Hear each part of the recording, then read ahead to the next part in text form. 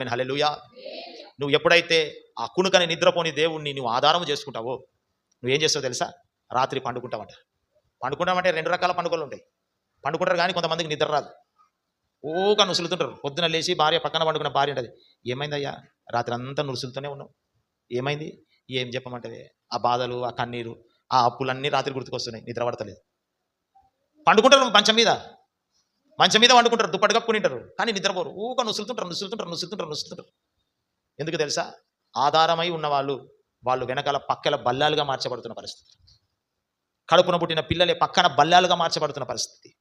అప్పులు, సమస్యలు, ఇరుకులు, ఇబ్బందులు ఇవన్నీ ఉదయం అంతా గుర్తురావు, కానీ మనిషి రాత్రి ప్రశాంతంగా పండుకున్నప్పుడు అవన్నీ గుర్తుకొచ్చి ఊగా కన్నీటితో బాధపడుకుంటూ నుసులుతూ ఉంటారు. రేపు వాడు వస్తాడు, అప్పులోడు ఏం చేయాలా? ఎల్లుండి వానికి ఈఎంఐ కట్టాలా, ఏం చేయాలా? ఆమేన్ హల్లెలూయా.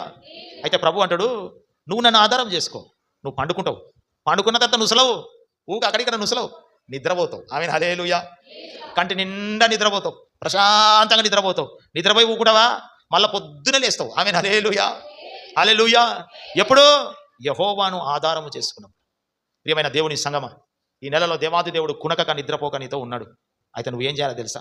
మనుషులను, మాటలను ఆధారం చేసుకోవద్దు, మనుషుల వైపు చూడొద్దు, మనుషులను ఆధారం చేసుకొని బ్రతకొద్దు, వాళ్ళ మాటలు వీళ్ళ మాటలు నమ్మి ఇష్టానుసారంగా తిరగొద్దు.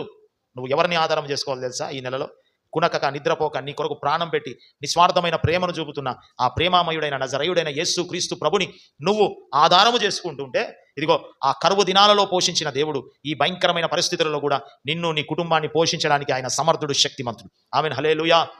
హల్లెలూయా. నిన్ను, నీ కుటుంబాన్ని పోషించడానికి సమర్థుడు, శక్తిమంతుడు. అలాంటి గొప్ప దేవుడు మన దేవుడు. ఆమేన్ హల్లెలూయా.